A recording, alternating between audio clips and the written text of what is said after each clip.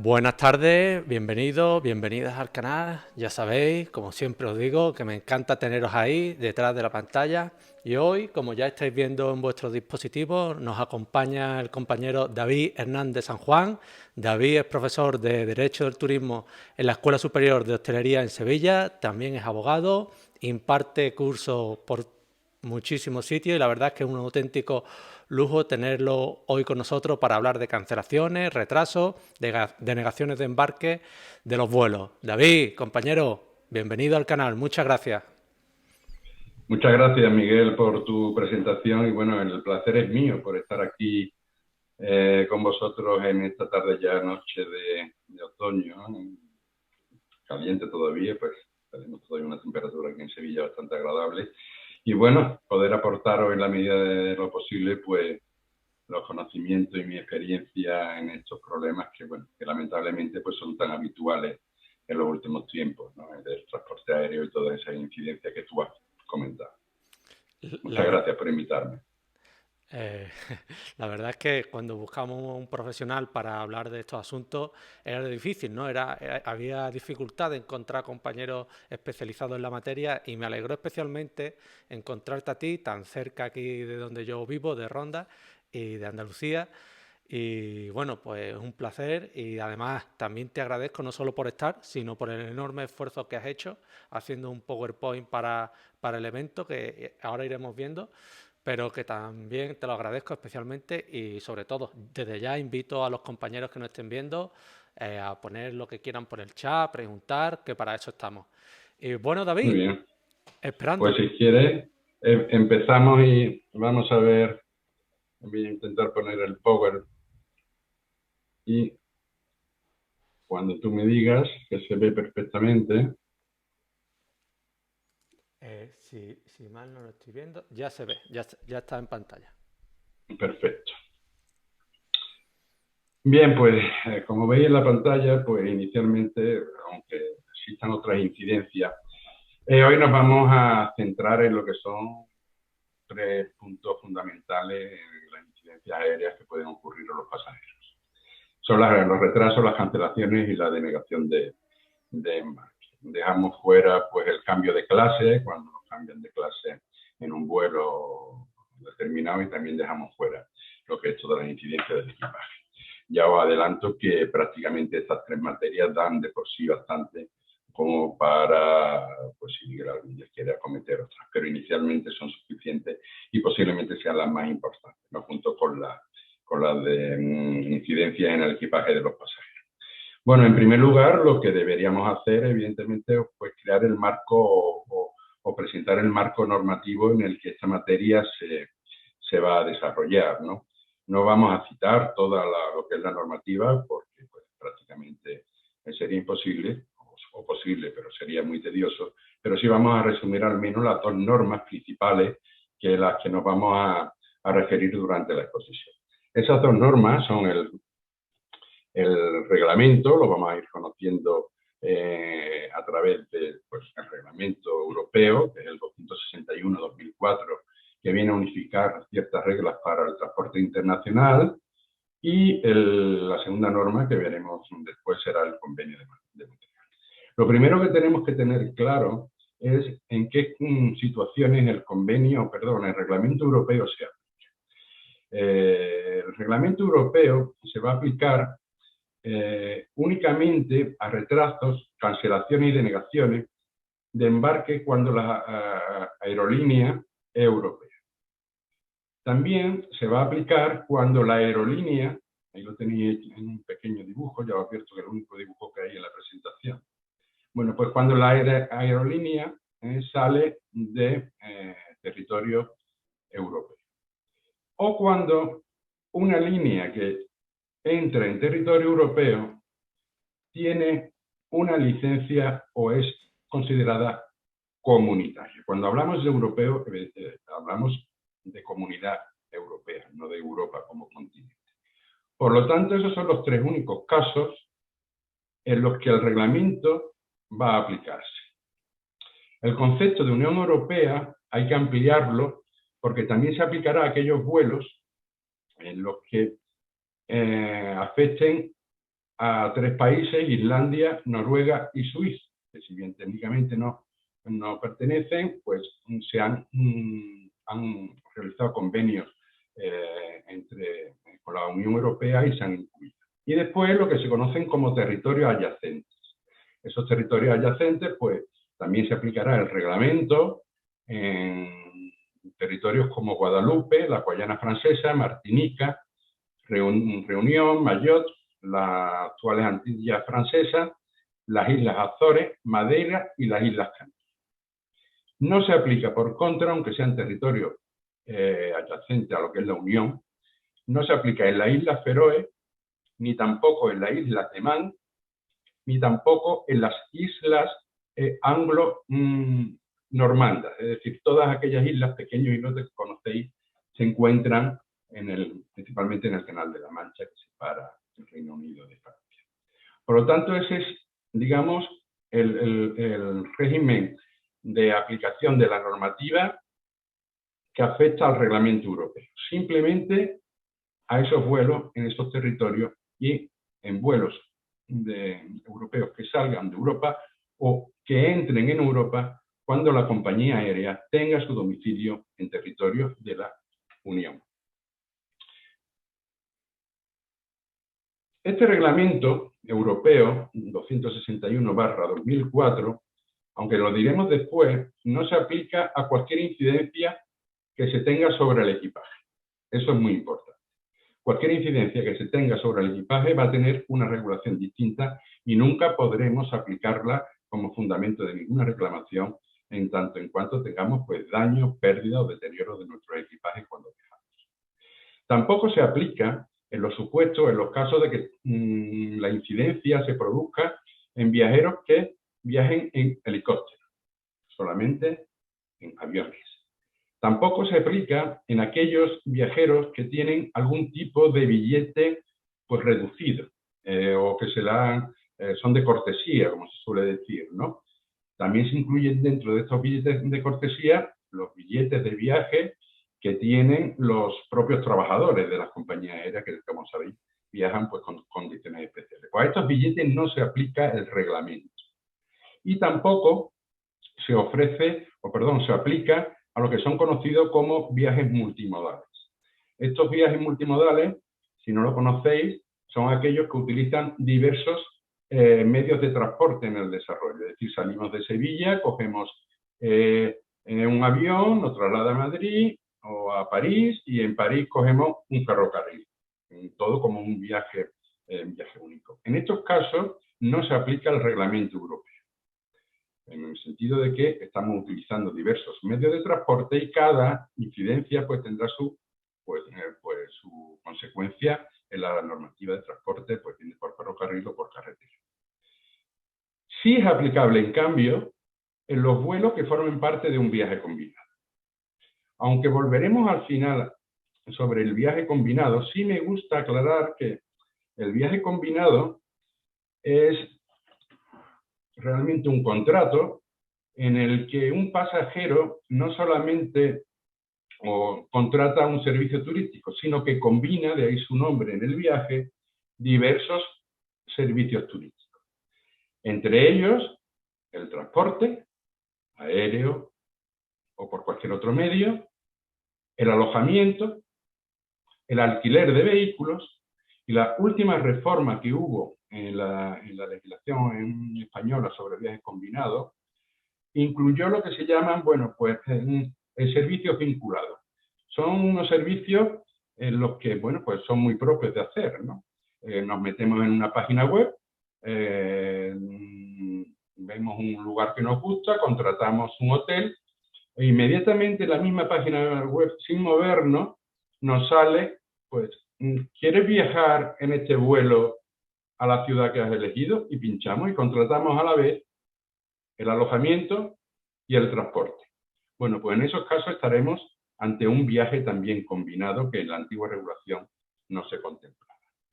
Por lo tanto, el reglamento sí es aplicable a los vuelos que formen parte integrante de ese viaje combinado o ese paquete, como se denominaba antiguamente en lo que eran pues, las agencias de viaje.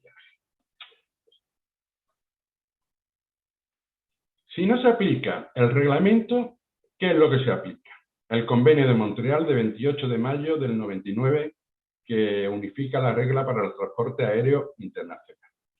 Este convenio trae su origen en el anterior, que fue el Convenio de Varsovia de 1929. El Convenio de Varsovia de 1929, pues bueno, pues por la evolución que tenían los vuelos y demás, pues se fueron incorporando diversas actas, el acta de la Haya, la propia acta de Montreal, y bueno, y se llegó a unificar todo en el Convenio de Montreal de 28 de mayo. Prácticamente todos los países, digamos, con trascendencia nacional lo han suscrito. Son muy pocos los que no lo han suscrito. España lo hizo no hace mucho, el 14 de enero del 2000. Y la propia Unión Europea lo hizo en el año 1999, concretamente el 9 de diciembre. Aquellos países en los que no o que no han suscrito este convenio de Montreal, bueno, pues se le aplicará o se le sigue aplicando el antiguo convenio de Varsovia de 1929. Pero ya os digo que son escasamente pocos. Por lo tanto, el marco lo tenemos en el Convenio de Montreal, donde, bueno, pues en aquellos casos en los que no es aplicable el reglamento. Pues si tenemos una aerolínea que no es europea ni despega de un país europeo, o si llega a un territorio europeo y no tiene la condición de comunitaria, en todas las incidencias que tenga, se aplicará el Convenio de Montreal. El Convenio de Montreal, además de estas circunstancias que se quitan de lo que es el reglamento, también se aplica exclusivamente en todas las incidencias que se tengan con el equipaje. Daños, retrasos y demás. Es decir, decíamos que el reglamento no es aplicable. ¿Por qué? Porque es aplicable el Convenio de Montreal. Y también resulta aplicable de manera exclusiva en lo que son pues, las incidencias que se tengan pues, con lesiones, muertes de pasajeros en los vuelos. Afortunadamente no son tan comunes, pero en los que no se aplicaría el reglamento, sino que se aplicaría íntegramente lo que son el sistema de indemnizaciones y demás establecido en el convenio de Montreal. Ya veremos, a mí me gusta advertirlo, que el reglamento y el convenio en realidad, aunque parezcan incompatibles, sí pueden en algunos casos pues complementarse en la reclamación.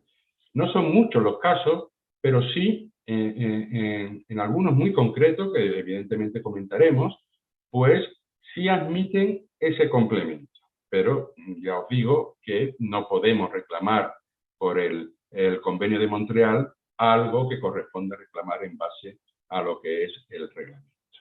Pero ya veremos algunos casos en los que sí es posible compaginar ambas. Bien, pues ahí tenemos ya planteada la legislación básica que vamos a desarrollar. Existen otras normas muy importantes. Tengo aquí anotada porque no se me quería escapar el reglamento 1107/2006 de 5 de julio de ese año, que regula, bueno, pues todo lo que son los temas de denegaciones, cancelaciones y el acceso de personas con movilidad reducida a lo que son, pues, respecto a sus derechos en el transporte aéreo. Sería un reglamento importante. Y sí quiero deciros que muchas de las opiniones que aquí se dan, que voy a dar, vienen de lo que es una directriz que la propia Comisión Europea tuvo que hacer, en tanto en cuanto a la norma del reglamento, que son solamente 17 artículos, y deja pues bastantes cosas en el aire y susceptible de interpretación. Bueno, pues se hizo precisamente una directriz para su entendimiento, que también son utilizadas bastante en esta exposición. Bueno, ya tenemos un poco la legislación básica, un reglamento y convenio. ¿Qué nos queda ahora hacer de principio? Pues vamos a definir los conceptos básicos. Los conceptos básicos de las tres incidencias que vamos a analizar: el retraso, la cancelación y la denegación de embarque. El retraso viene definido en el artículo 6 del reglamento. Bueno, pues es una tardanza, el descrimiento simplemente la salida y llegada del vuelo. Tenemos programado un vuelo a 1 hora y el vuelo pues se va a retrasar. O bien pues se retrasa porque su salida se demora, o bien porque cuando llegamos, y esto es lo importante, cuando llegamos se ha producido esa tardanza o ese diferimiento en la hora que teníamos establecida en nuestro. Para que tener la consideración de retraso a efectos legales, el retraso debe ser al menos de 2 horas. Esto es muy importante. Diréis, bueno, un retraso de 1 hora y 45 minutos es retraso. Sí, es retraso. Pero la jurisprudencia ha entendido que, bueno, que eso es una mera molestia, una mera, bueno, pues algo que sí se configura dentro de un concepto no jurídico de retraso, pero que no tiene ningún efecto jurídico. Por lo tanto, todos los pasajeros que esperan su salida o que llegan con menos de 2 horas, sus derechos se van a ver muy limitados porque no entran dentro del artículo 6 del reglamento.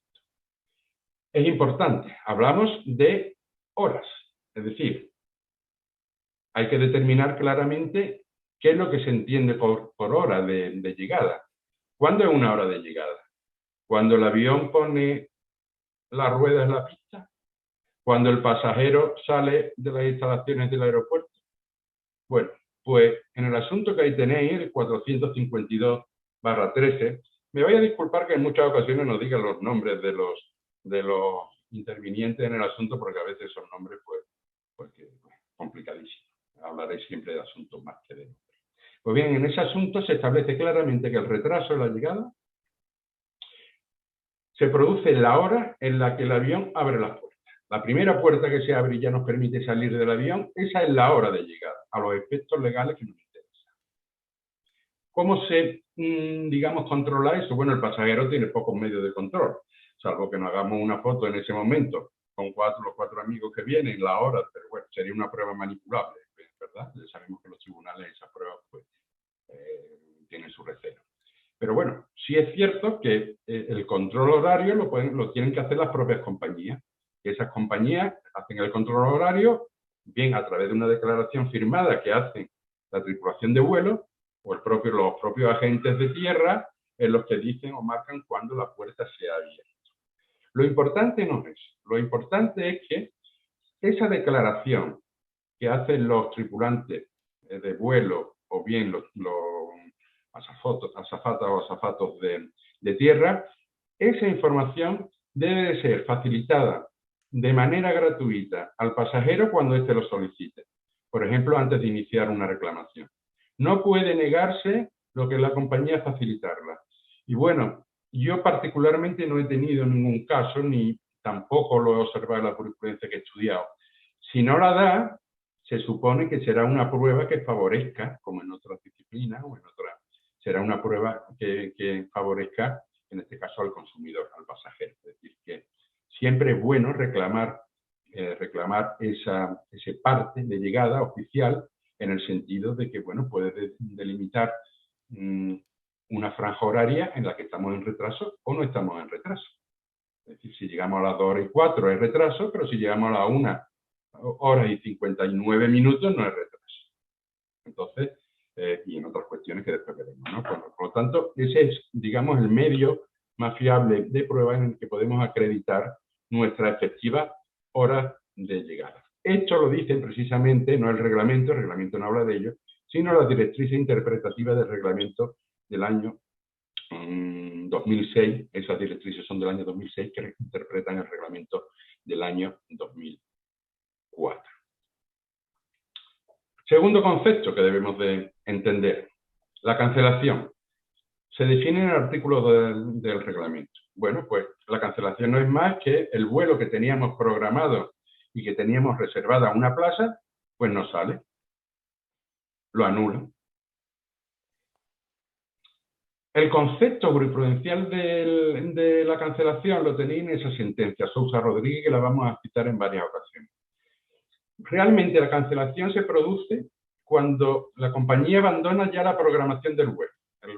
La abandona y esos pasajeros se suman a la programación de otro vuelo igualmente programado, pero que es totalmente independiente del vuelo original. Muchas veces estamos en el aeropuerto, se cancela, oye, que nos vamos.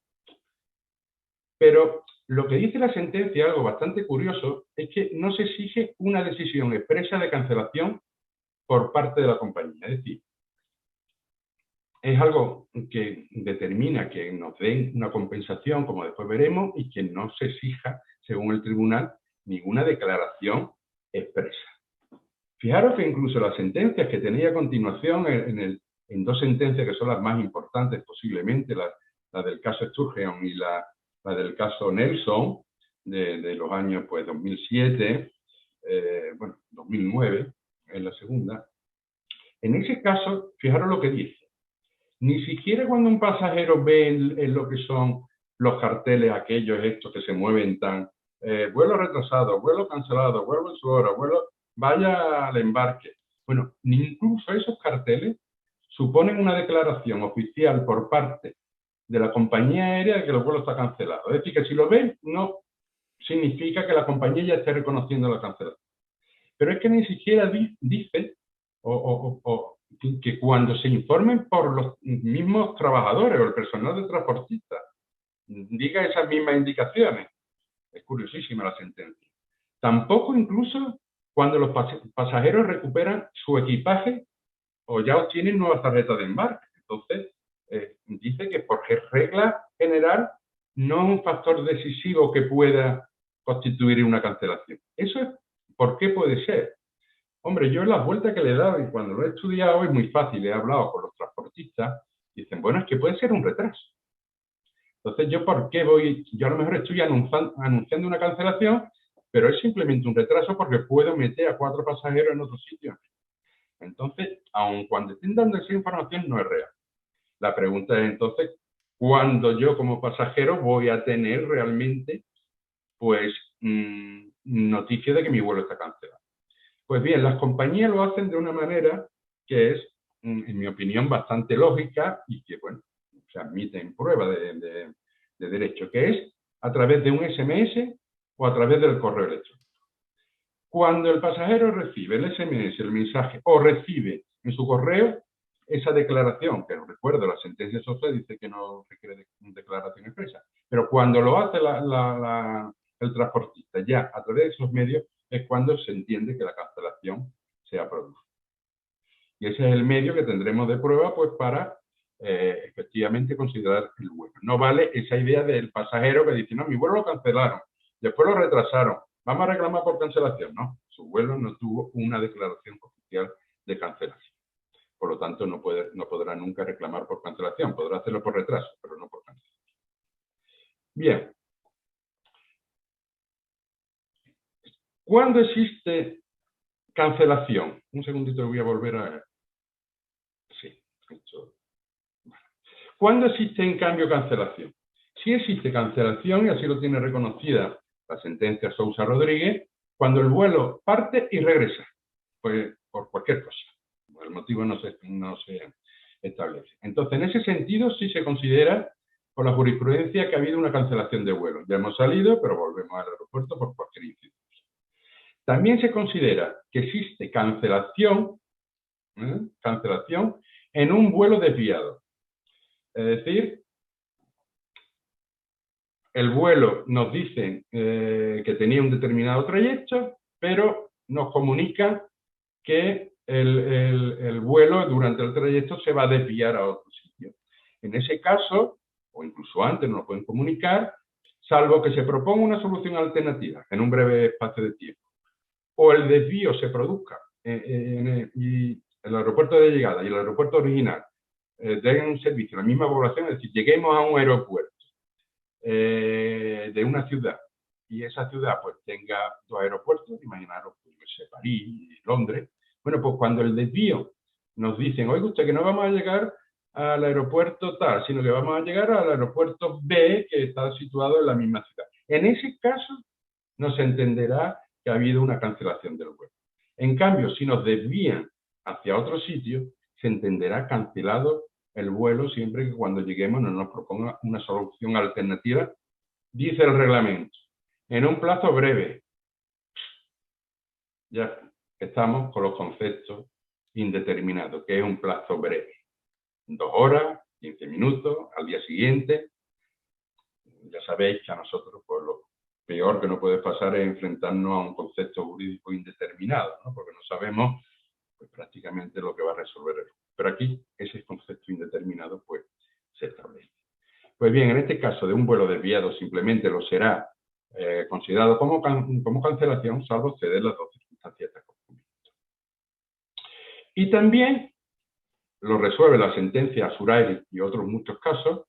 Se considera que hay cancelación cuando un vuelo se adelanta en más de una hora. Es decir, tenemos nuestro billete que sale a las 3 de la tarde y nos dicen, no, no sale a las 3 de la tarde, sale a las 1. No, oye, cancelado. Entendemos el vuelo cancelado. En cambio, esto permite, según la interpretación de esta sentencia, que nos puedan adelantar el vuelo hasta una hora sin ningún tipo de consecuencia, porque no se va a entender cancelación. Con lo cual es otro, digamos, margen abierto. No ocurre mucho en la práctica, pero ocurre, como lo denotan pues todos esos asuntos, el 146 y el 188 que tenéis ahí reseñados. Es decir, que se ha producido y debe de considerarse como cancelación. Pero, David, una cosa, ¿se adelanta la salida o la llegada? ¿La salida del vuelo o la llegada de tierra? Lo que es la salida del vuelo. La salida. Es curioso.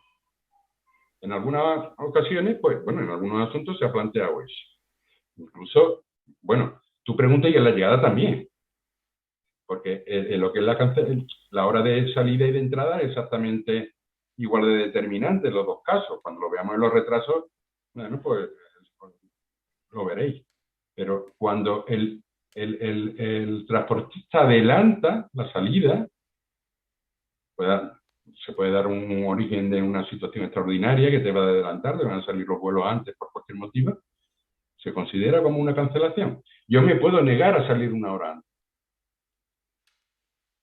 Y a la llegada, pues con más razón, ¿no? Cuando llegan. Pero cuando llegan, evidentemente la cancelación del vuelo tiene mayor incidencia porque no se va a reclamar, has llegado a tu destino.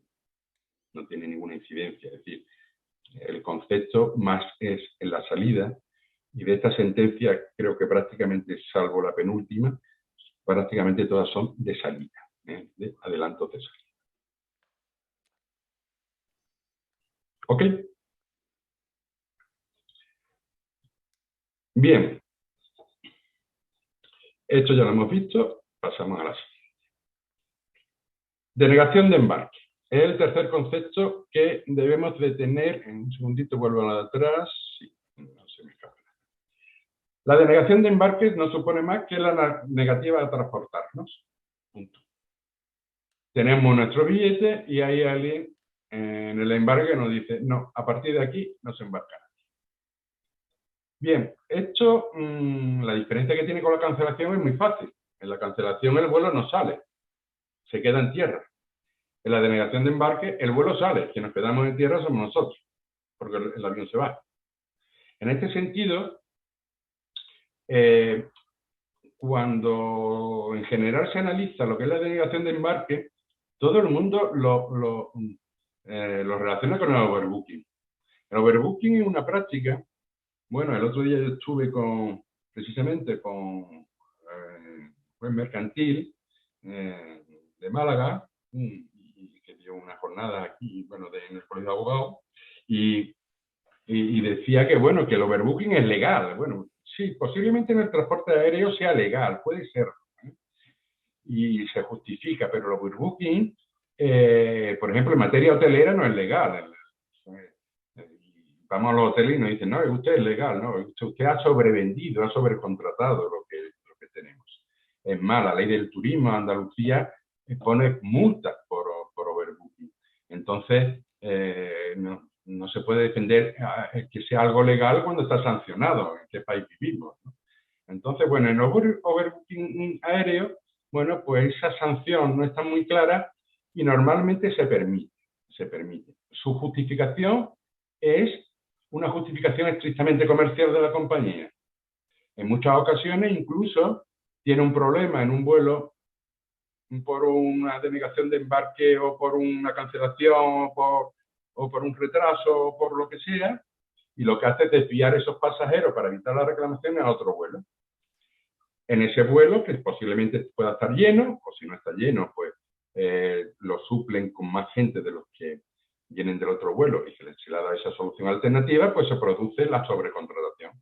Cuando llegan los del vuelo segundo, pues se encuentran que están ocupados por los del vuelo que han desplazado de otro vuelo. Aquí el criterio que la compañía realice es el que tenga que realizar, es decir, no va a justificar absolutamente nada. Pone una línea en la lista y dice, de aquí para atrás no entra nadie. Oiga usted, pero es que de aquí para atrás no entra nada. Sí, precisamente lo que es el reglamento este que decía antes de 1107/2006 de personas de movilidad reducida sí tendrían preferencia. Pero ya está.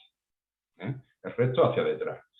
Y en ese caso sí se produce lo que es la denegación de embarque de todos los que no han podido entrar. Por eso siempre se aconseja, siempre se dice, vamos a estar mucho antes, vamos a poner la cola mucho antes, sobre todo en los vuelos de bajo coste, ¿no? Porque en los vuelos de bajo coste no lo he dicho, pero sí es aplicable perfectamente, bueno, porque que se aplique lo que es la norma.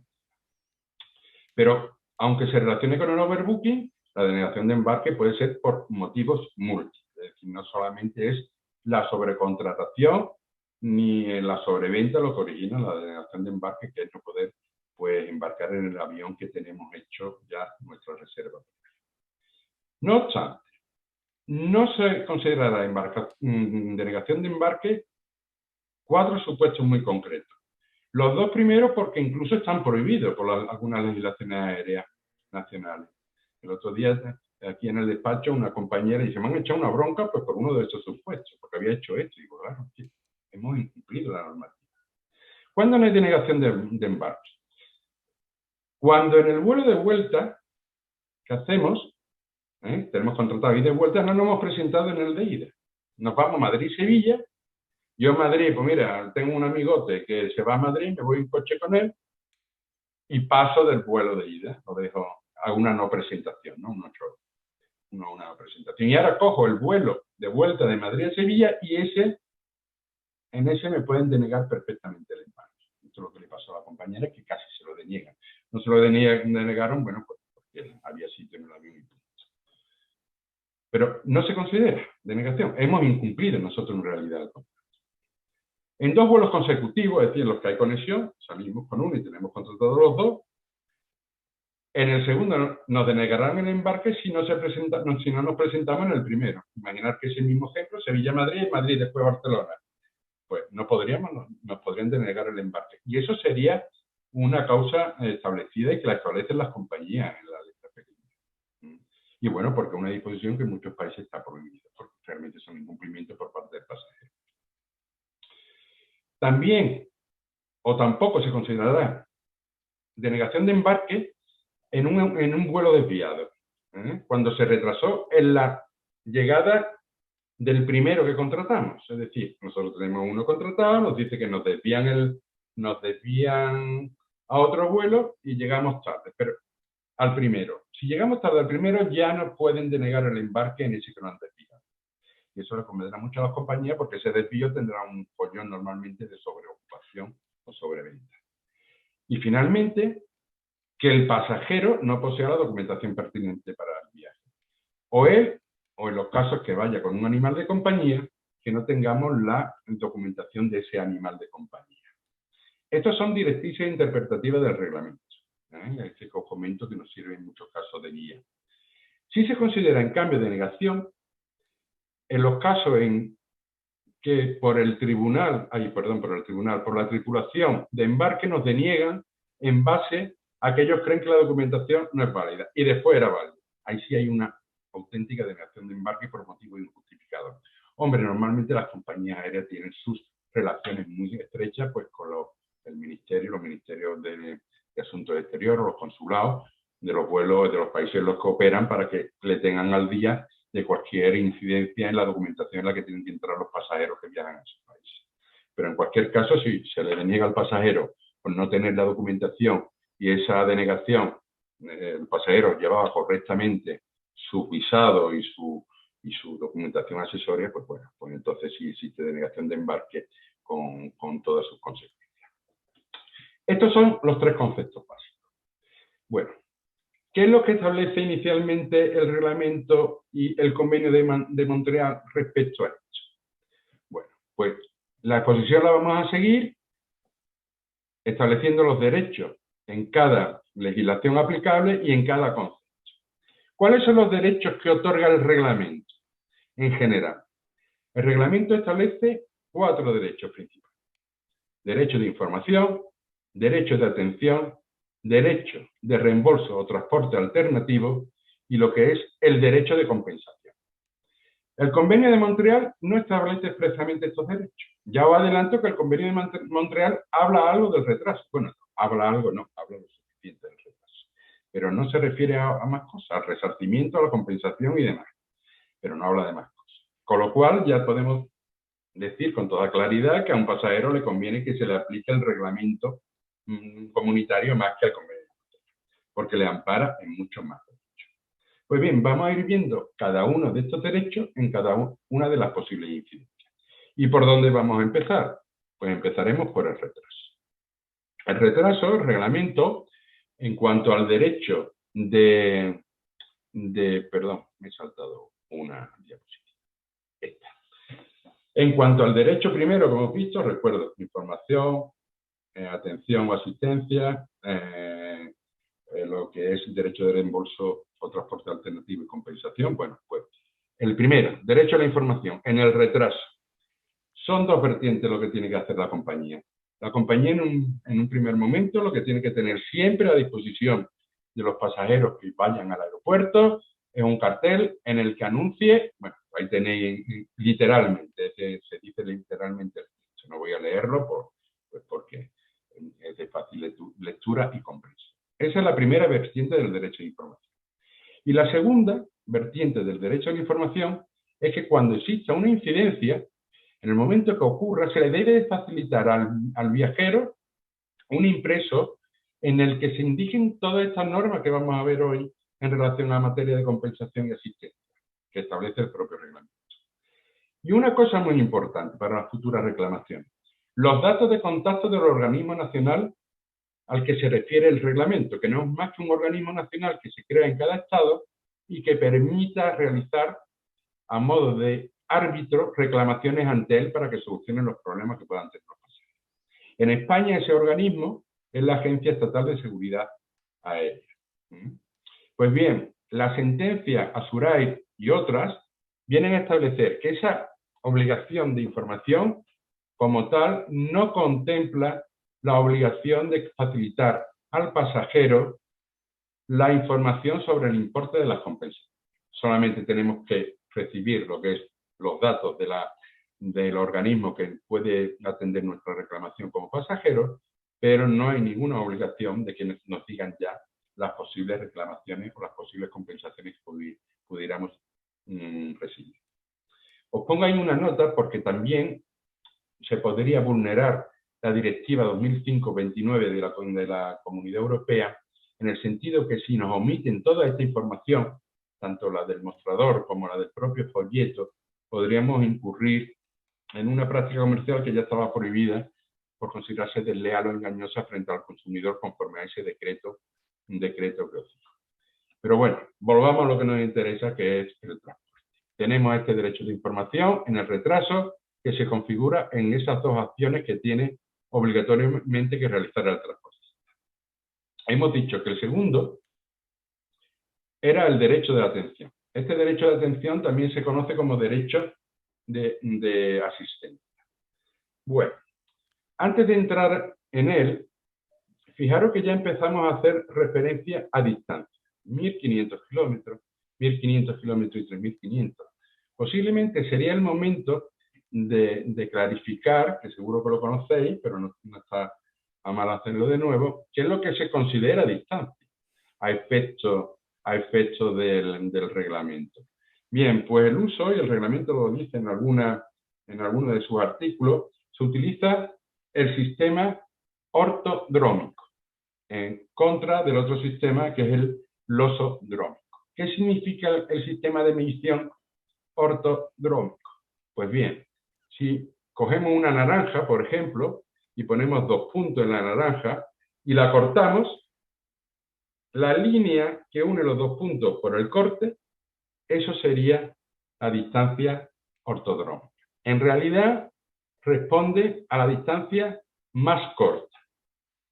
En muchos textos y muchas veces escucho, es la distancia más en línea recta, ¿no? Bueno, ya abandonamos esa teoría de que la Tierra es plana, ¿no? Ya creo, aunque hay algunas tesis por ahí que la mantienen, pero sigue siendo redonda, ¿no? Entonces, bueno, la distancia más corta. Y normalmente no requiere requiere cambio de rumbo por parte del piloto. Es decir, para ir adaptándose a esa ruta, el piloto tiene que ir cambiando el rumbo. Lo contrario que ocurre en la losodrómica, en la que se pone rumbo fijo y se tira para adelante. Y esa, teóricamente, es más larga. Después de esto hay teorías, si os metéis en geografía descriptiva, hay unos follones enormes, pero sí es cierto, ¿no? Los pájaros utilizan la losodrómica, salvo algunos que utilizan la ortodrómica, ¿no? O sea, hasta eso se ha estudiado. Bien, el derecho, ya hemos dicho que se genera, estamos hablando de retrasos superiores de 2 horas. Eso dijimos cuando hablamos del concepto de retraso. Pues, ¿cuándo tendremos derecho de atención y asistencia? Cuando el retraso sea de 2 horas en recorrido hasta 1.500 kilómetros, de 3 horas en vuelo intercomunitario o todo vuelo que no sea intracomunitario, sea internacional, entre 1.500 y 3.500, y en todos los vuelos que tengan un retraso de 4 horas. Desde este momento tenemos el derecho de atención y asistencia. Este derecho de asistencia que regula el artículo 9 lo componen 4 prestaciones muy concretas y muy fáciles de entender. Se tiene que prestar al pasajero comida y bebida suficiente, bien a través de un bono de comida para que vayan al restaurante del aeropuerto, en fin. El modo es lo de menos. Lo que sí se tiene que facilitar es comida y bebida suficiente. 2 llamadas telefónicas o acceso al correo electrónico. Bueno, esto ahora con los teléfonos móviles ha pedido su interés. Pero bueno, cuando se crea el reglamento, bueno, las llamadas internacionales te costaban un ojo de la cara. Entonces, bueno, pues se establecía como un derecho de asistencia bastante útil y así se mantiene actualmente. Y después, cuando el retraso supone que tengamos que pasar de un día a otro, es decir, sea un retraso que nos implique la noche, pasar la noche, pues tendremos que tener alojamiento en hotel, si es necesario la pernocta. O si es necesario una estancia adicional que tenga prevista el pasajero.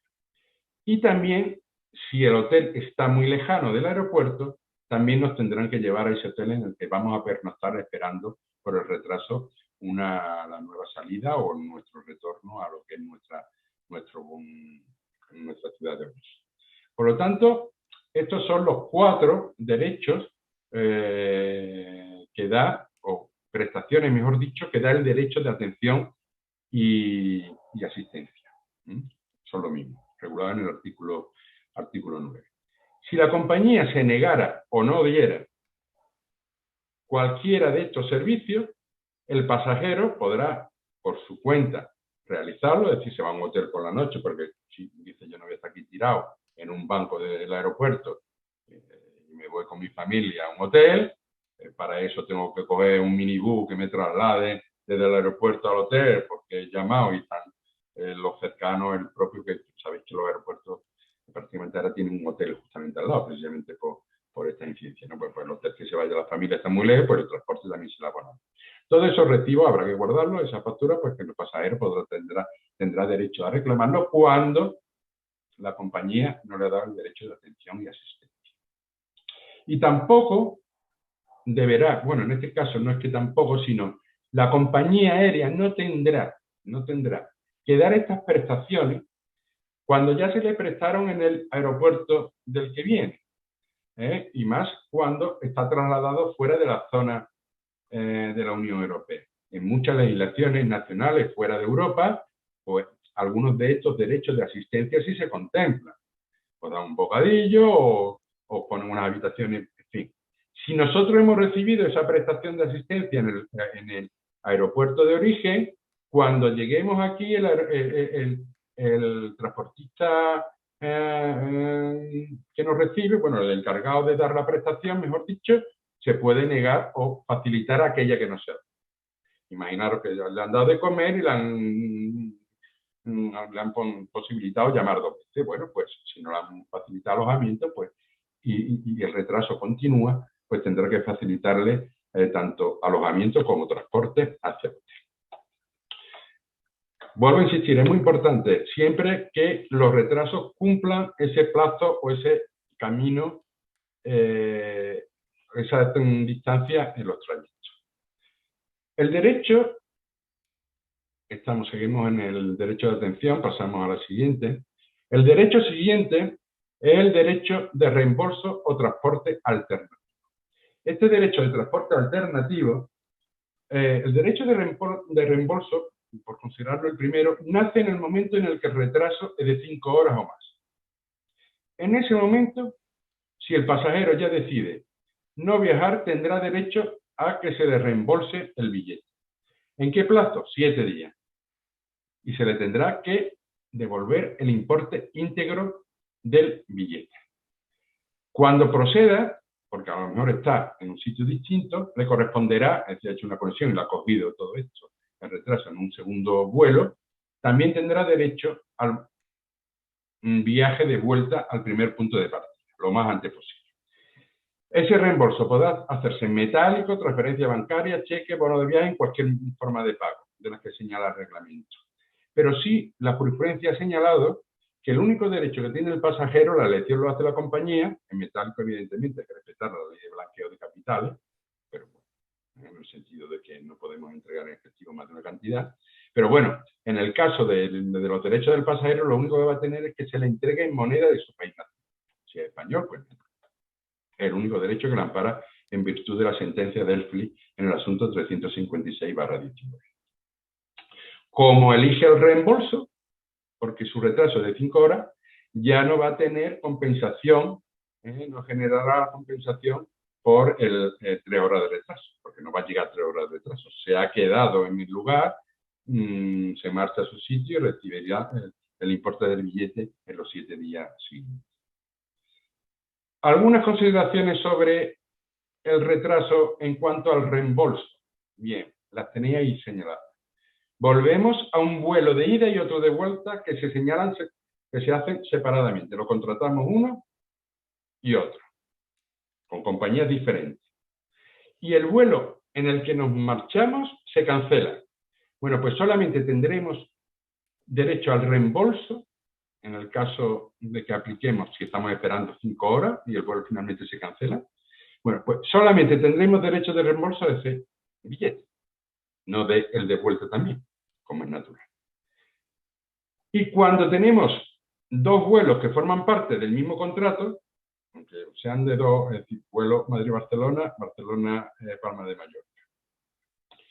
Además del derecho de compensación, que ahí sí no lo pierden, se le deben ofrecer en los casos de retraso 2 opciones, que es o se le reintegra el precio del total billete del viaje, de los 2 vuelos, porque el vuelo se ha contratado y se ha pagado en los 2 vuelos consecutivos, normalmente en un billete único, en el que tú dices, llego a Madrid, o he dicho Madrid-Barcelona, pues llego a Madrid-Barcelona y de ahí me embarco directamente al vuelo de Palma de Mallorca.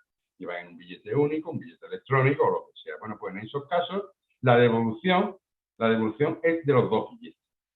En otro caso era de uno, pero aquí nos tendrán que devolver los 2 porque los teníamos contratados y el retraso nos impide hacerlo. O, mejor dicho, el transporte alternativo en otro vuelo para el trayecto de ida, porque es el. Entonces, tenemos que tener en cuenta que el retraso, cuando combinemos ida y vuelta y cuando hagamos vuelos sucesivos, sí tiene esas particularidades. En el sentido de, no lo dice la jurisprudencia, sí lo dice la directriz muy claramente. La compensación. La compensación en el retraso, el reglamento la obvia. Es como si no existiera. Dios santo, si hemos hecho un reglamento de 17 artículos nada más, ¿por qué no incluimos la compensación en el retraso? Han tenido que ser los tribunales los que han venido a interpretar que hay una posible o una posibilidad de compensación en los casos de retraso. Y son las 2 sentencias que os dije antes que eran muy importantes. El caso Estrugeón y el caso Nelson, del 2009 y del 2012. Fijaros que el reglamento es del 2004, pero tardamos 5 años, o tardaron los... Y después nos quejamos, ¿no?, de los legisladores españoles, que también tenemos que quejarnos. Pero que bueno, que tardamos prácticamente 4 años y 8 años en que se interpretara una cosa que parecía tan obvia que se podía haber incluido en el plan. Pues bien, ¿qué dicen estas dos sentencias? Algo muy claro. Crean la figura del gran retraso. Y el gran retraso se produce cuando este retraso es de 3 horas o superior. Por lo tanto, hacer esquema mental. Hasta 2 horas retraso no se indemniza para nada. De 2 horas a 3 no se va a tener derecho a compensación económica en los retrasos. Sí se va a tener derecho a lo otro, a la asistencia y demás, porque es un retraso legal, pero no se tiene derecho a la compensación. Y a partir de 3 horas de retraso, ya sí se tiene derecho a una compensación económica por el retraso. ¿Mm? ¿Cuál es esa compensación económica? Pues volvemos a los kilómetros y a las cantidades de dinero, para mí, ridículas. 250 euros para vuelos de hasta 1.500 kilómetros, 400 euros para todos los vuelos intracomunitarios de la comunidad de más de 1.500 kilómetros y para todos los demás vuelos pues, internacionales entre 1.500 y 3.500 kilómetros y 600 euros para todos los vuelos de más de 3.500 kilómetros. Ojo, esta compensación que se establece económica en esos vuelos, en esos retrasos que tienen la consideración de gran retraso de más de 3 horas, se pueden reducir en un 50%. ¿Cuándo? Cuando se le ofrece a los pasajeros la posibilidad de ser conducidos hasta el destino final en un transporte alternativo. Alternativo significa que no puede ser un avión, con una diferencia en la hora de llegada respecto a la prevista para el vuelo que no sea superior a 4 horas. Entonces, en ese caso, si las indemnizaciones que se os señalan arriba, sí pueden ser minoradas en un 50%. Me diréis, ¿por qué solamente hablas de que no sea superior a 4 horas? Después vamos a ver que hay otros tipos de reducciones de bonificaciones en vuelos de distancias inferiores. Pero no hago mención a ellas porque ya hemos dicho que 2 horas no es retraso, menos de 2 horas. De 2 horas a 3 horas no se tiene derecho a la compensación.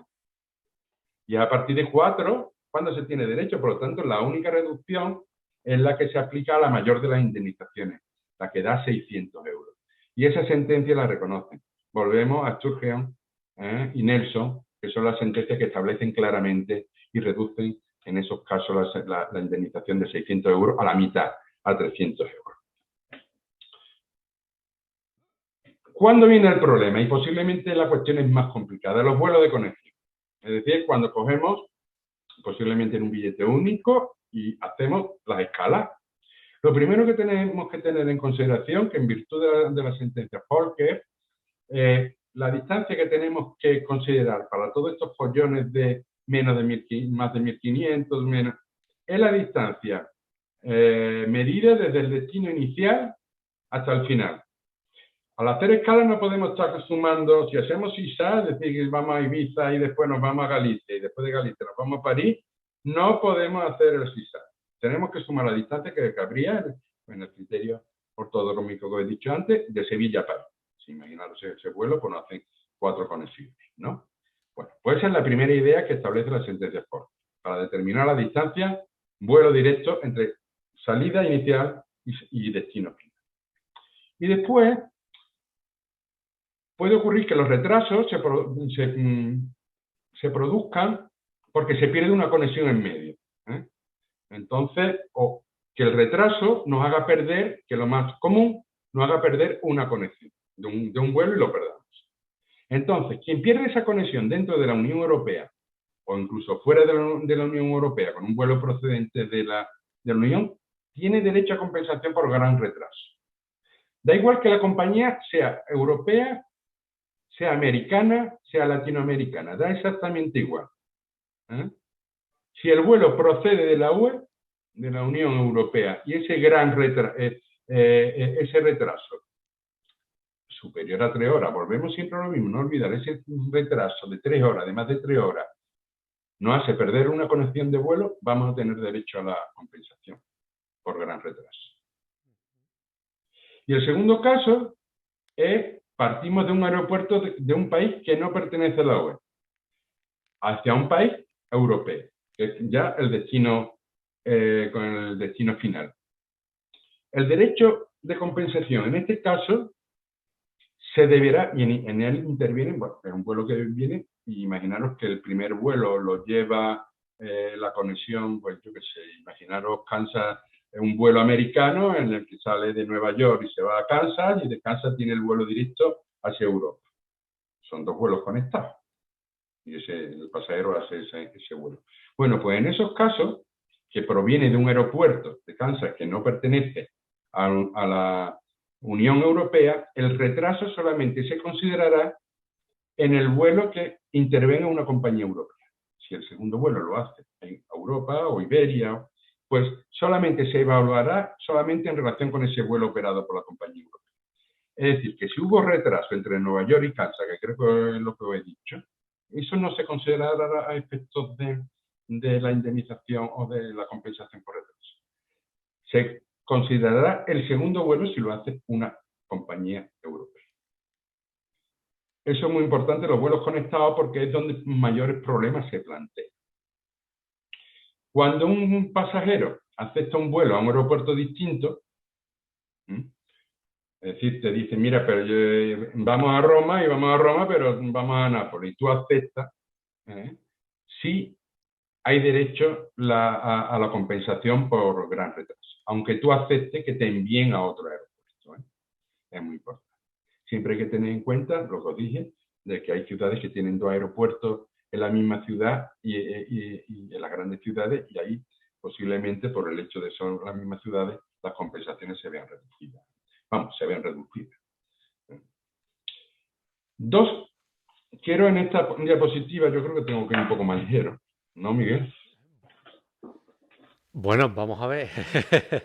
Que lo estás explicando también, que esto sería Bueno, para abordarlo en varias sesiones, pero bueno, como tú ves. voy a intentar.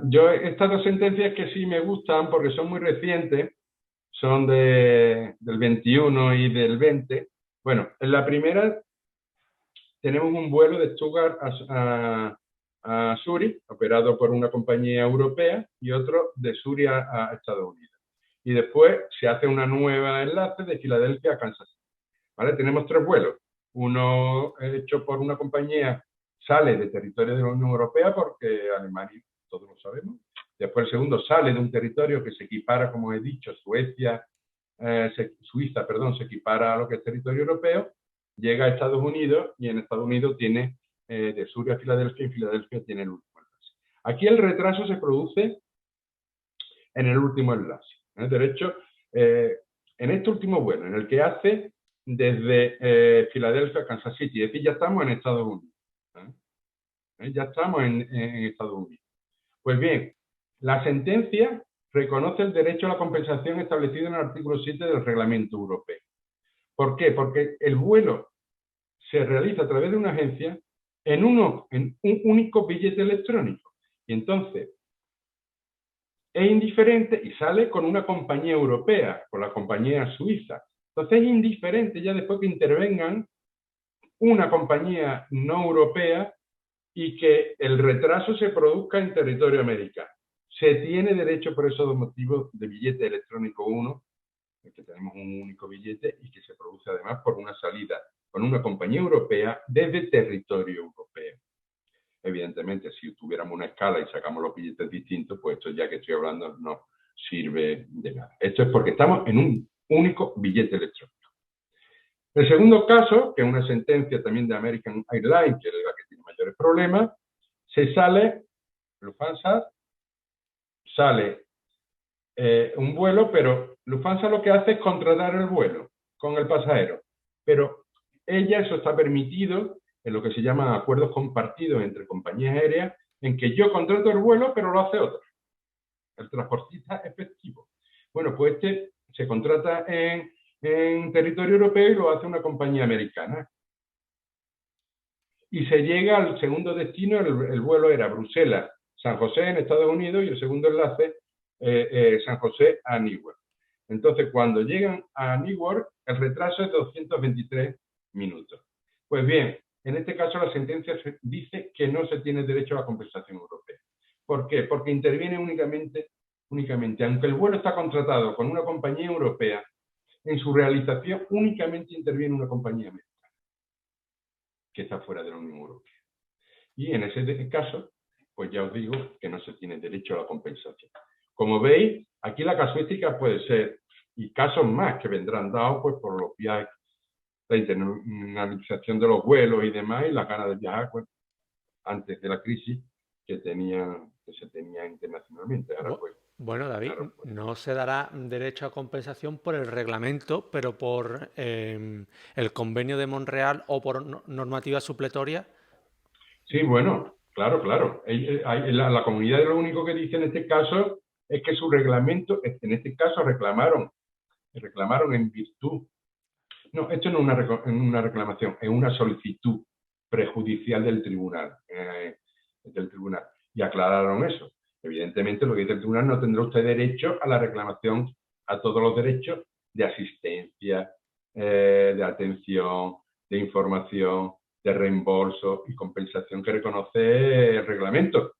Pero sí tendrá los derechos que le puedan corresponder, bien por el Convenio de Montreal, bien por la propia legislación, en ese caso americana. Lo único que dice es que tendrá usted que irse a América a reclamar. Estamos dentro del retraso, reglamento comunitario y derecho de compensación y tratando esos dos casos especiales de vuelo de conexión. ¿Qué ocurre con el retraso, pero si aplicamos el Convenio de Montreal, el artículo 9? Bueno, pues el retraso es la única norma, ya lo he dicho, en el sentido que establece el retraso como causa o incidente. Entonces, aquí la cuestión es que se puede reclamar, cuando no es aplicable el reglamento, todos los daños que tenga el pasajero en el viaje. Siempre y cuando sean acreditados y siempre y cuando sean razonables. Y además se invierte la carga de la prueba. La prueba hace la compañía aérea de que actuó correctamente, porque aquí hay que probar los daños, estamos en una especie de responsabilidad, ¿verdad? En el que tú tienes que probar, tú tienes que mostrar el nexo causal del incidente y la compañía lo único que al invertirse la carga de la prueba tiene que demostrar que lo hizo todo bien, ya que a lo mejor es culpa del pasajero. Esto en la práctica que la compañía aérea lo demuestre es prácticamente imposible, ya os lo digo. Pero aquí ya cambia el sentido, no estamos hablando de cantidades de 600, 400, 200, no. Oiga, ¿usted qué daño ha tenido esto? Bueno, pues reclámelo. Demuestre usted que hay una relación de casualidad y punto. ¿Hay alguna limitación? Pues sí. 5.346 derechos especiales de giro, que como os explico ahí es una divisa creada por el Fondo Monetario Internacional para que funcione como activo de reserva, comunidad de cuentas, y que cuando yo he visto una moneda que fluctúa, pues un valor, no una moneda, un valor que fluctúa, cuando lo vi el viernes estaba a 1.251.363. Esto no quiere decir que el pasajero que puede reclamar por el Convenio de Montreal nada más por reclamar se le dé esta cantidad, no es una cantidad máxima. Esto si lo pasamos a euros son 7 o 8 mil euros, no he hecho la cuenta, mira, no he tenido esa idea, pero bueno, son 6 o 7 mil euros. No se le da eso por la reclamación, se le da como los daños que haya acreditado con un máximo de esa cantidad. Y el hecho de pagarle por esta cantidad supone que se le engloban todos los daños, los materiales y los daños morales. Si no me da tiempo al final, porque estemos hablando de la reclamación y no me dé tiempo, ya adelanto una cosa. Los jueces españoles, cuando indemnizan en virtud del Convenio de Montreal, ¿qué es lo que hacen? ¿Qué sería lo fácil? Pues establecer indemnizaciones muy parecidas al reglamento comunitario. Y eso es lo que hacen. Se meten un poco berenjenales. Lo que dicen es, bueno, pues vamos a ver retraso del avión. No te lo dicen en la sentencia porque no pueden, pero cuando tú ves, calculas y dices, joder, es como si lo hubieran indemnizado con el reglamento europeo. Esto es lo que vienen a hacer. Entran muy poco en valorar, evidentemente, porque tienen mucha carga de trabajo y todos sabemos que están colapsados, y entonces, bueno, pues salen por un poco, en mi juicio, pues una solución muy rápida que aplica una norma que no es aplicable por analogía, que sí se lo permite el derecho. Bien, Convenio de Montreal en los retrasos. Ahora vamos a ir un poquito más rápido porque los derechos se van a repetir. Pasamos a la cancelación. Caso de cancelación, el pasajero mantiene los mismos derechos de información. Cartel mostrador, folleto que le informe de todos los derechos que tiene, incluido el organismo nacional que va a resolver sus reclamaciones. Derecho de atención. Los mismos derechos de atención que hemos visto en el retraso. No voy a repetirlo por ganar un poco de tiempo, pero lo recuerdo: la comida, las llamadas de teléfono, el alojamiento en hotel y el transporte. Estamos hablando de cancelación según el reglamento comunitario. Aquí vendrán las diferencias. Derecho de reembolso o transporte alternativo en caso de cancelación. Bien, pues tendrán derecho a que la compañía le ofrezca una de estas tres opciones, cualquiera de estas tres opciones.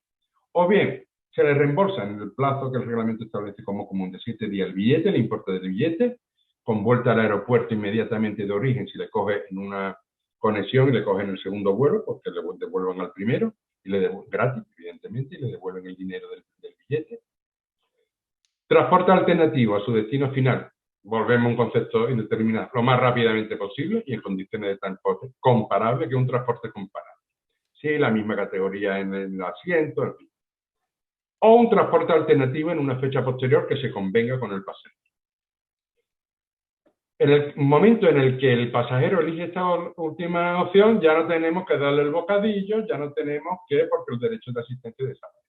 Porque ya el pasajero dice: vale, pues mira, me voy a ir dentro de 3 días, a día muy buena, cojo mi maleta y me voy a mi casa, que es donde estoy. Si el pasajero elige una de las tres, ya evidentemente es de perogrullo, pero es claro que no puede, la compañía no se ve obligada por ninguna de las otras. Y si la compañía no cumpliera con ofrecerle cualquiera de estas tres soluciones, lo que sí, el pasajero podrá reclamar todos los gastos que tenga, y aquí pueden ser cuantiosos.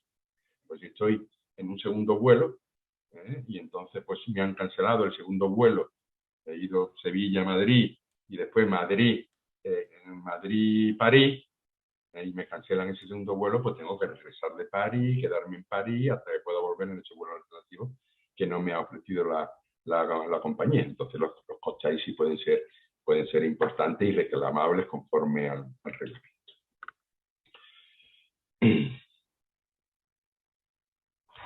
Derecho de compensación. Hemos dicho igual información, asistencia, hemos dicho reembolso con transporte alternativo y nos queda la compensación. Es muy fácil, en el sentido de que la compensación es la misma que en el retraso. Dijimos que el retraso se aplicaba a la compensación, pues ya está. Ahí tenéis las mismas cantidades: 250 euros, 3.500 kilómetros, 400 intracomunitarios de más de 1.500 y para todos los demás vuelos 1.500 y 3.500. 600 euros en vuelos de más de 3.500 kilómetros.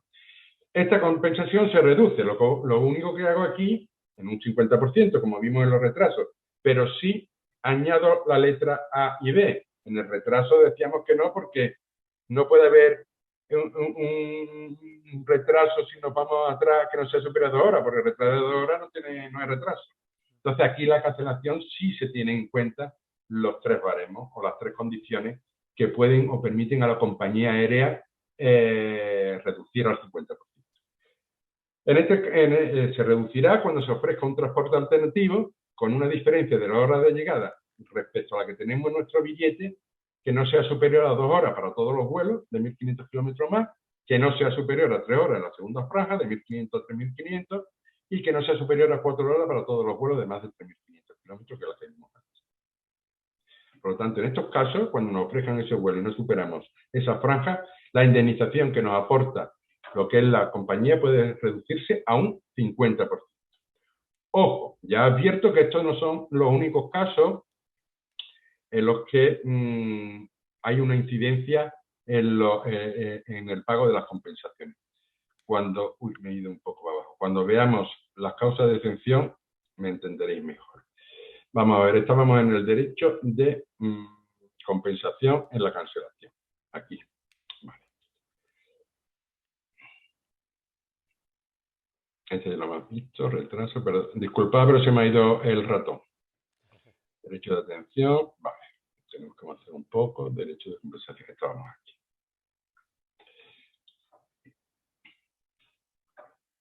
¿Cuándo la compañía aérea no tiene obligación de pagar la compensación? Bueno, pues se establece una especie de derecho de desistimiento. Ya debéis de saber que en materia turística y sobre todo de las derivadas de la Comunidad Europea, como puede ser ya combinado o en este de transporte, siempre en derecho de consumo se establece un derecho de desistimiento. Bueno, ¿para qué hay un derecho de desistimiento? Para la inversa y favorable al transporte. No tendremos que pagar como compañía compensación si informamos al pasajero con 14 días antes del vuelo programado que el vuelo se cancela. Hay compensación cero. Si la compañía informa de la cancelación entre 2 semanas y 7 días antes del vuelo y además ofrece un transporte alternativo que sale con no más de 2 horas de antelación y llega al destino final con menos de 4 horas, tampoco tendremos que pagar compensación. Y la última ya es que notificamos con 7 días, con menos de 7 días, y ofrecemos un transporte alternativo que sale con no más de 1 hora y llega con menos de 2 horas de retraso. Si se dan esas circunstancias, esas notificaciones, entonces la compañía no abona compensación. ¿Cuándo se ha planteado el problema? Tenéis ahí un caso que os lo resumo.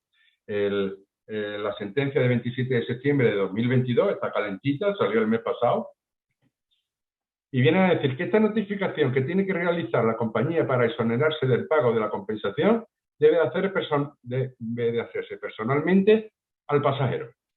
No vale que se haga a la agencia de viajes. En este caso solamente se tenía el teléfono y la dirección electrónica, el correo electrónico de la agencia. La compañía lo notifica a la agencia. La agencia no se lo notifica al pasajero. ¿Qué hace el pasajero? Presentarse el día de vuelo allí, con sus maletas. Y le dicen, oiga usted, su vuelo está cancelado y además no tenemos que pagarle ningún derecho de compensación porque hace un montón de días que se lo dijimos a su compañero. Pues no. Esa sentencia dice que sí hay que compensar porque la compañía aérea no se lo notificó personalmente al pasajero. No vale para nada. Ya después aparecerán las reclamaciones entre la agencia de viajes, pasajeros, etc. Pero inicialmente la compañía aérea tiene que pagar la compensación. ¿Qué es lo que dice el convenio de Montreal sobre este derecho de cancelación o los derechos derivados de la compensación? No me voy a reiterar mucho. En virtud de esa sentencia de 23 de octubre de 2011, se equiparan lo que son los derechos de cancelación a los derechos de retraso. El convenio de Montreal solamente habla de derechos de retraso, pues bien, lo equipara. Y son indemnizables todos los daños que se produzcan al pasajero, siempre que pueda justificarlo con la limitación en derechos de giro que ya os comenté antes, que no lo puede superar y con una inversión de la prueba a cargo del transportista aéreo, que tendrá que demostrar que lo ha hecho bien. Y nos queda finalmente la denegación de embarque, el tercer evento que estamos analizando. Los derechos de información son exactamente igual, solamente hay una particularidad. Cuando nos deniegan el embarque, la compañía está obligada a pedir voluntarios. ¿Para qué? Para que esos voluntarios digan que ceden su sitio a otros pasajeros. Con ello se conviene una compensación económica o un vuelo en otra fecha y entonces se puede cubrir esa plaza con los que inicialmente se le ha denegado el embarque. Si no hay voluntario, entonces a quien se le ha denegado el embarque ya tiene los mismos derechos de asistencia en cuanto a información y atención. Lo que hemos visto de bocadillos, carteles, etcétera, etcétera. Denegación de embarque. ¿Tenemos algún tipo de derecho de reembolso? Pues bien, los mismos que vamos a tener en los casos de que hemos visto de cancelación. La compañía le tiene que ofrecer o el billete o un transporte alternativo, que es muy rápido, lo más rápidamente posible, o un transporte alternativo ya cuando se fije con el pasajero posteriormente. Si no se cumplen estas obligaciones, el pasajero puede hacerlo por su cuenta y reclamarlo en virtud del incumplimiento de este derecho de reembolso de transporte. Por lo tanto, la denegación de embarque, el derecho de reembolso es exactamente igual que en el derecho, que la figura de la cancelación.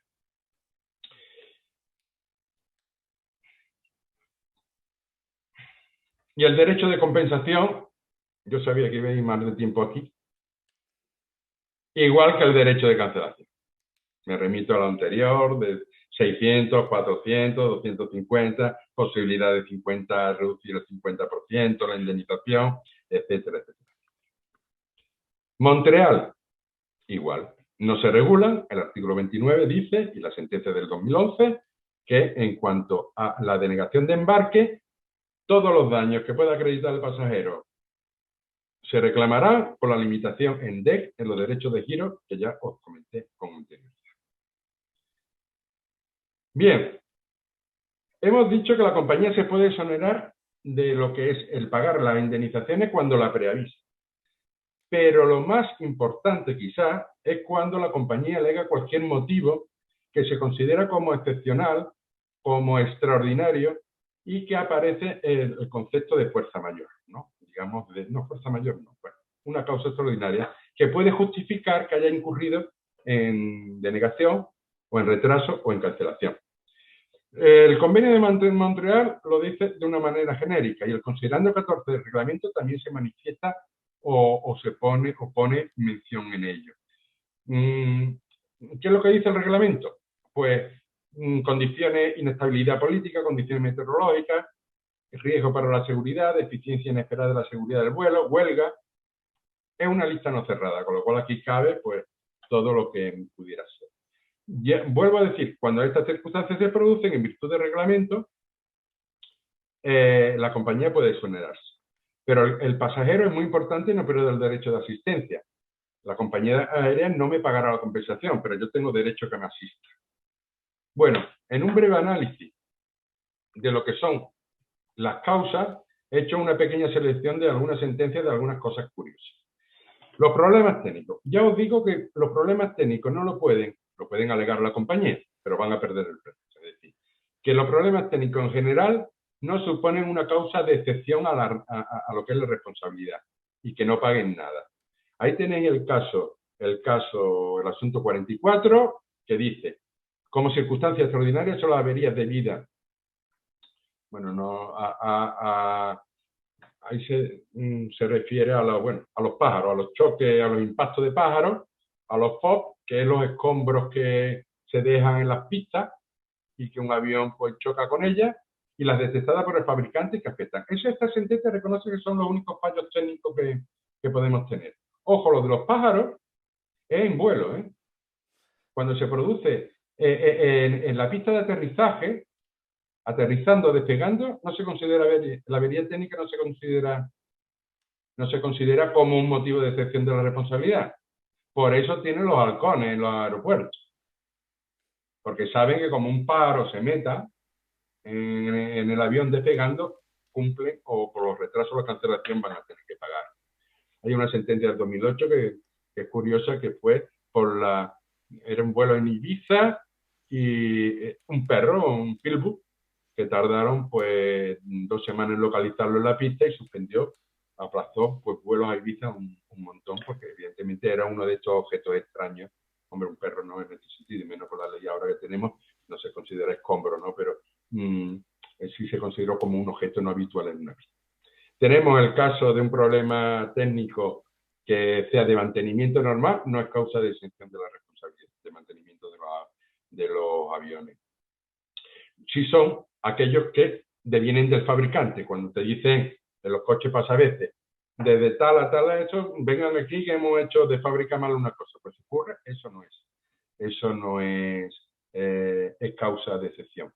El caso Azores, que es muy curioso, porque si la avería técnica se debe en el suministro del combustible, se debe a la propia instalación del avión, no se puede renunciar a la indemnización por parte de la compañía. Pero si en cambio esta sentencia dice que es un fallo generalizado en el suministro de combustible, es decir, que no puede darle a ningún avión combustible, sí se ha considerado avería técnica.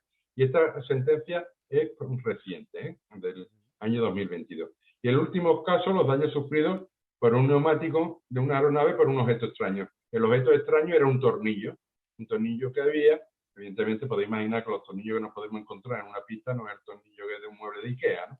Entonces, bueno, el avión se jodió la rueda y pues tuvo, como escombro móvil, se consideró como causa excepcional, que limitaba o que exoneraba a la compañía del pago. Condiciones meteorológicas, prácticamente sí, es al revés, se le dan la razón a los transportistas que exoneran la responsabilidad siempre que sean justificantes, unas condiciones meteorológicas que sean afecten a lo que es el vuelo. En muchas ocasiones hemos llegado a una ciudad y estaba lloviendo, unos rayos, el avión temblando, es decir, esas son condiciones que deben ser asumidas. Aquí tenéis dos ejemplos de dos jugadores mercantiles. Uno, temperatura de menos de 0 grados y toda la pista nevada, con lo cual no hay que pagar indemnizaciones. Y el caso contrario de Barcelona, que dice precisamente lo que os estoy diciendo, que la climatología debe ser muy determinante, muy fuerte, para que la compañía pueda exonerarse. No basta que caiga un chaparrón y que la compañía diga que hace mal tiempo. Usted tiene que estar preparado para llegar incluso con mal tiempo a su destino. La huelga, muy rápidamente. La huelga tiene, si la huelga es de la compañía aérea o de personal de la compañía aérea, entendemos o se entiende que la responsabilidad sigue, porque la compañía aérea tiene que tener las medidas para poder, digamos, evitarla dentro de su empresa. Y cuando una huelga externa, controladores de un país, entonces sí se consideran que se eximen de responsabilidad. Tenéis aquí el caso, también reciente, acumulado en mucho, lo que son las huelgas salvajes. En este caso, lo que hicieron los trabajadores es que se enteran de que hay una reestructuración de plantilla y ¿qué hacen? Nos vamos al médico y nos damos todo de baja, por enfermedad, por depresión. No sé por qué se dieron, pero se dieron de baja, huelga salvaje. Bueno, pues no está comprendido, dijo esta sentencia en todo este asunto, que eso, aunque sea una huelga salvaje, no está comprendida en el concepto de circunstancia extraordinaria que exoneraría a la compañía.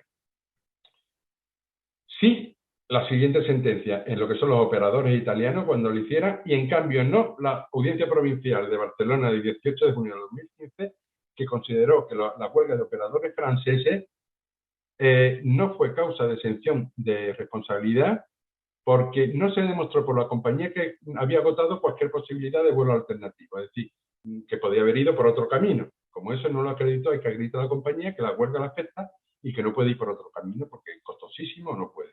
En ese caso, entonces, cuando la huelga sería operable. Por lo tanto, esta sentencia es muy restrictiva y favorable a lo que son los derechos de los pasajeros cuando se ven sorprendidos por situaciones de huelga. La compañía tiene que demostrar que no ha podido ir por otro camino.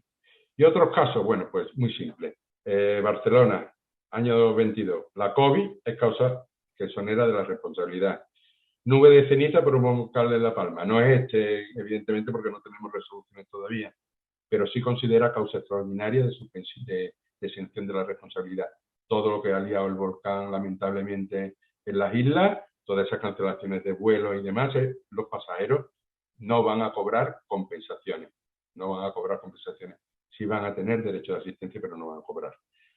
La de aéreos portugueses, el típico pasajero molesto, borracho, bronquista, que lía la de Dios en el avión, tenemos que desviarlo. Bueno, pues es causa que exime a la compañía aérea de pagarle por la incidencia de retraso al resto de pasajeros.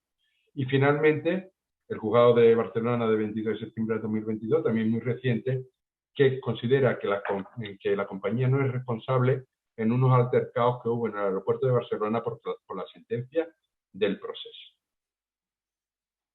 ¿Ok? Más o menos he explicado un poco lo que son esas tendencias jurisprudenciales. Muy breve en lo que es el procedimiento de reclamaciones. Miguel, que te va a dar algo. Ya vamos a ver. Ante la compañía podemos hacer una hoja de reclamación, un formulario de reclamación dirigido contra la compañía aérea. Yo aconsejo el formulario de reclamación dirigido contra la compañía aérea, que se puede obtener de la propia página web de cada una de ellas. Hay una página que tiene todas las compañías aéreas y su formulario. También se puede acudir al organismo que os he dicho, de la Agencia Estatal de Seguridad Aérea. Es más, tenemos la sentencia del año 20 de una línea polaca que dice expresamente que se puede establecer por el Estado, por el nacional, se puede establecer un organismo que obligue a pagar a las compañías las compensaciones a través de un sistema, bueno, arbitral o de mediación. Por lo tanto, podemos presentar la reclamación en la Agencia Estatal de la Seguridad Aérea. Advertiros que el procedimiento es de 14 de marzo del 2022. Es un procedimiento nuevo que se ha creado hace poco y bueno, es muy simple. Se le presentamos la reclamación, 20 días tiene la compañía para alegaciones y pruebas, como contestar una demanda, ¿verdad? Se practica las pruebas, plazo común de 10 días, y el organismo, la agencia estatal, dicta resolución. El dictado de la resolución es vinculante para la compañía, pero no vinculante para el pasajero. El pasajero puede irse después a los tribunales. Si en el plazo de un mes, y esto es lo novedoso también, porque antes había un problema, si en el plazo de un mes la reclamación de la agencia, la compañía no la ha cumplido, podemos presentar una demanda ejecutiva ante el juzgado, en base a ese laudo o resolución que nos ha dado el director de la agencia. Por lo tanto, es un mecanismo que ahora podemos utilizar y que vamos a tener al final una resolución que podemos ejecutar en el juzgado. Deciros que, bueno, según he mirado hoy las estadísticas, el 70,4% de reclamaciones que ha hecho en el último año esta agencia han sido atendidas por las compañías, ¿no? El procedimiento judicial, 4 notas. Simplemente daros 4 notas. La competencia objetiva. Ya sabéis que en verano se ha modificado la Ley Orgánica 6/85 de Poder Judicial y se ha modificado precisamente muchas otras cosas, pero en esto nos afecta. Antiguamente lo que eran los juzgados eran de lo mercantil, lo que eran competentes para resolver estas cuestiones. Pues bien, los juzgados de lo mercantil siguen siendo competentes en materia de derecho aéreo, salvo esto. Todas estas reclamaciones, a partir de la ley orgánica, tienen que ir en administración ya al juzgado de primera instancia. Los mentideros judiciales dicen que, bueno, como se le han quitado a uno una cosa y otro, pues se les quita al mercantil, se le ha puesto el concurso de personas naturales no empresarias, pues a cambio le han quitado esto. Esto posiblemente sea un follón, yo todavía no lo veo claro, pero bueno, tampoco nos vamos a adelantar. Por lo tanto, la competencia objetiva ya a los juzgados de primera instancia. La competencia territorial, pues vamos a ver, esto es lo más fácil y resumimos un poco, conforme a esa sentencia, podemos presentar la demanda bien donde sea el domicilio del vuelo de salida, que es lo más común, el domicilio del destino, que es lo poco común, e incluso podemos presentarla en el domicilio del transportista aéreo. Lo más común, evidentemente, por comodidad, es elegir nuestro fuero de nuestro domicilio. Si de ahí salimos de viaje, pues elegir ese fuero para meterla en el juzgado de primera instancia de nuestra localidad, de donde la que el viajero. Prescripción. No se fija en el reglamento en ningún plazo. Rige el 1964 del Código Civil, 5 años. Convenio de Montreal, sí establece un plazo, 2 años, para las reclamaciones, con lo cual cuidado con esos plazos. Vamos, el de Montreal, tampoco vamos a tardar tanto, ¿verdad? Bueno, no sé. Pero bueno, sí. Hay algunas veces. Bueno, también habría la interrupción. Bueno, una cosa, el plazo de prescripción, posiblemente yo si lo tachara y pusiera caducidad, está mejor dicho, porque está muy discutido y se entiende que es un plazo de caducidad de Montreal, no prescripción. Ya ahí se me ha ido un poco la idea de prescripción, pero yo preferiría que fuera prescripción, pero no, es caducidad. Legitimación activa. Se admite mayoritariamente la cesión del crédito, es decir, veis en internet, reclamadores, no quiero decir ninguna plataforma, os reclamamos vuestras indemnizaciones, porque se permite la cesión del crédito a esas instituciones. La mayoría, la mayoría de los juzgados, yo he señalado, hay algunos que sí lo admiten. Para tu tranquilidad, Miguel, los juzgados de lo mercantil de Málaga han establecido como criterio, que se los conocerá, que se admite la cesión de crédito, que no de contrato, la cesión del crédito se admite en todos los juzgados de lo mercantil de Málaga. Bueno, ya lo que piense el juzgado de lo mercantil no la trae sin cuidado. Ya. ¿Me explico? Porque ya ahora será lo que interpreten los juzgados de primera instancia. Ya. La legitimación pasiva. ¿A quién demandamos? Pues vamos a ver, el consejo inicial siempre es que demandéis a quien tiene el contrato, el contrato, el billete, que es un contrato en definitiva, el billete es el documento que justifica el contrato, ¿no? Pero que también vaya a poder demandar a los transportistas encargados de efectuar el vuelo. Es decir, estamos ante personas que organizan el vuelo, como veíamos antes en el caso alemán, que se lo da a América, y es American Airlines el que lo realiza. Podríamos, suponiendo que pudiéramos demandar en España, porque ahí no podríamos, ¿no? Pero si pudiéramos demandar en España, podemos hacerlo a cualquiera de los dos transportes. Consejo, demandar siempre al que vende el billete. Es la mejor garantía de que la compañía responda, porque la otra va a decir, yo lo hice el vuelo, pero quien lo está vendido es esto, ¿eh? También se podría acumular acción contra las dos, pero si demandáis al que vendió el billete, no vais a tener problemas. Y una cosa muy importante respecto a los viajes combinados. Cuidado. En el ámbito del viaje combinado, que lo explicamos ya al principio para evitar explicarlo ahora, vais a tener que demandar siempre a quien os vende el viaje. A la agencia minorista o mayorista, dependiendo de quién sea responsable. No a la compañía aérea. Porque la compañía aérea lo único que es una parte de ese viaje combinado. Y os decía antes, os dije, que no pueden acumularse las acciones de viaje combinado con protección del pasajero en virtud del reglamento.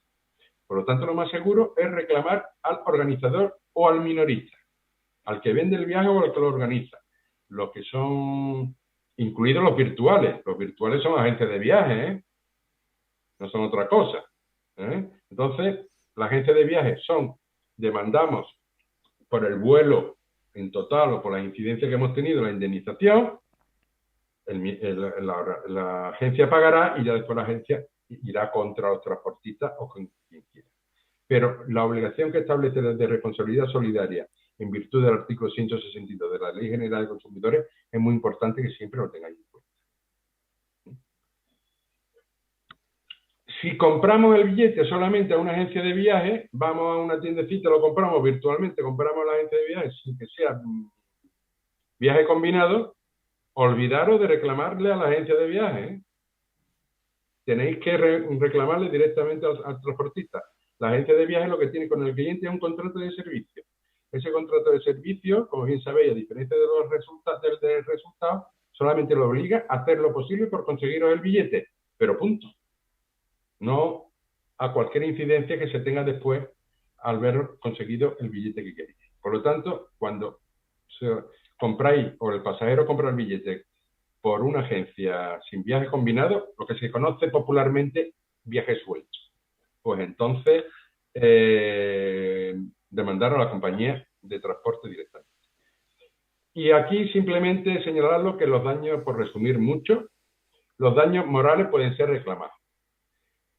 Pueden ser reclamados y aquí, digamos, suplementamos y volvemos al principio. Hemos hecho un círculo. Al principio, cuando hablaba del reglamento y hablaba del convenio, os decía, a veces las dos normas se pueden complementar. Bueno, pues estos son los casos.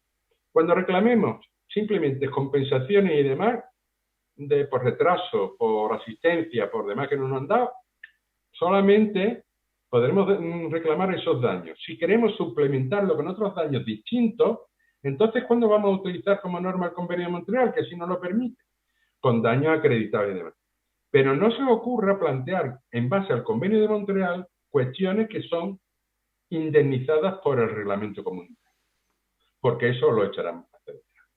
Porque el reglamento comunitario establece sus indemnizaciones que no están contempladas en el Convenio de Montreal. Por lo tanto, como un consejo más o menos final, si veis, no final, semifinal, si veis que no hay daños suplementarios, casi mi consejo es que se acuda a la agencia estatal. Porque no vamos a discutir, las compañías van a pagar. Y si no pagan es por una cuestión de kilómetros, porque no están de acuerdo. Ahora, si vais a reclamar derechos, gastos suplementarios, entonces iros directamente al órgano judicial, porque bueno, es el que lo va a resolver con mayor claridad, aunque vuelvo a decir, siempre tienen una idea de indemnizaciones fijas, y eso lo demuestra no solamente los daños materiales y en los daños morales. De los últimos años, fijaros, los dineros que dan por daño moral, 400 € por un retraso de 24 horas, pérdida de un día de vacaciones en Bali. O sea que el hombre se fue a Bali y perdió un día de vacaciones y por el daño moral son 24. Pero el caso de Palma de Mallorca, que el hombre sufre retraso, cancelación incidencia en el vuelo alternativo en periodo navideño, si no pasó esa Navidad de seguro con su familia por una incidencia en el vuelo, se le indemnizó con 350 euros. Estas son las más altas. Hay un derecho a un daño moral de 100 euros, 150, y en la mayoría de los casos las rechazan. ¿Por qué? Porque los tribunales entienden que están inmersos o dentro de lo que son las indemnizaciones que pagan por cancelación, retraso o denegación de embarque. Y dan unas cantidades globales que ellos mismos dicen. Y aquí está incluido el daño moral. Y bueno, con este correr de última hora, aquí terminamos. Muchas gracias por vuestra atención y dentro de lo que cabe espero que algo pues lo haya clarificado. Yo estaba mirando aquí el reloj y digo, madre mía. Pues David, para despedirnos, si quieres, pon la pantalla, deja de compartir pantalla y ya nos vemos mejor las caras. Vale, como quieras. Sí, sí. Venga, pues ya está. Ahora. David, muchas gracias porque ha sido un directo denso, pero yo creo que Sí, muy denso. pero lo he disfrutado como un niño chico, porque, a ver, de los directos o de la información en abierto sobre esta materia, yo creo que el directo de hoy puede que sea de lo más completo. O, lógicamente, habrá charlas en ámbitos jurídicos, de revistas y demás, que pueden ser más completas porque tendrán más tiempo, Sí. más personas y demás. Pero en abierto, tal como lo has explicado con ejemplos, un PowerPoint, fantástico. Yo ya te digo, yo he estado disfrutando como un niño chico y muchas de las cosas que decía me he sentido identificado en los procedimientos que reclamaba, como tú también has dicho al final, o del daño moral, que muchos juzgados te lo establecen en función, va dentro de la indemnización, 400 euros, lo que sea.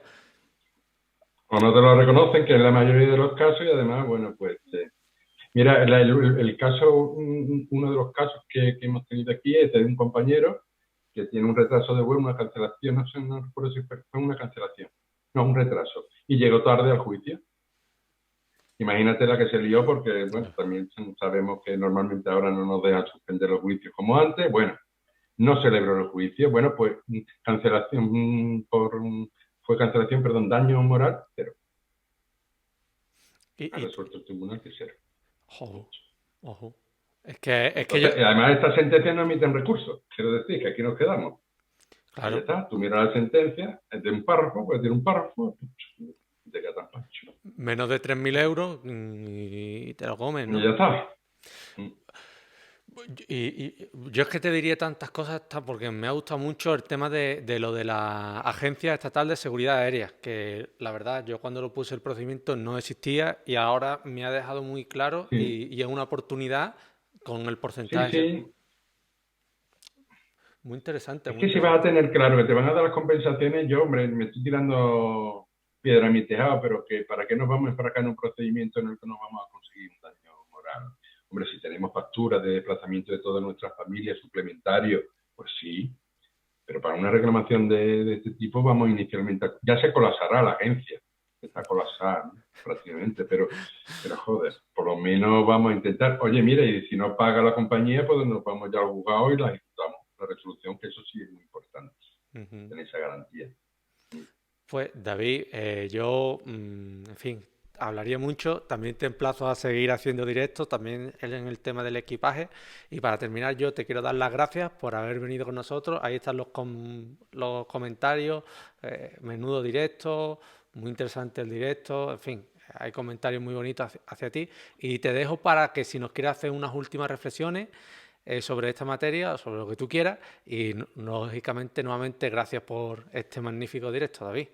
Y No, escuchándonos. bueno, la gracia a vosotros y bueno, a quien ha estado siguiéndolo, que ha sido pues prácticamente ha sido una película, ¿no? De hora y 20 minutos, ¿no? De esta película moderna que ahora la hacen más cortita. Bueno, simplemente, bueno, que en esta materia lo que hay que estar muy atento y muy preparado en relación a la jurisprudencia comunitaria. La jurisprudencia comunitaria es un hervidero ahora mismo y lo será en los próximos años. Y hombre, no todos, pero aquí la jurisprudencia comunitaria, dársela a conocer a los jueces es muy importante, porque es que la saben. No todos los jueces aplican correctamente lo que es jurisprudencia comunitaria. Y la mayoría de los casos, aunque quedan muchos por resolver, yo aquí he planteado 3 o 4 que tendrán que resolverse en los próximos años, pues la que nos abre muchas veces la guía y la puerta para enseñarle a un juez por dónde tiene que tirar, porque también tiene muchos trabajos y muchos acúmulos de dictar sentencias y demás, y bueno, no tienen todos los conocimientos.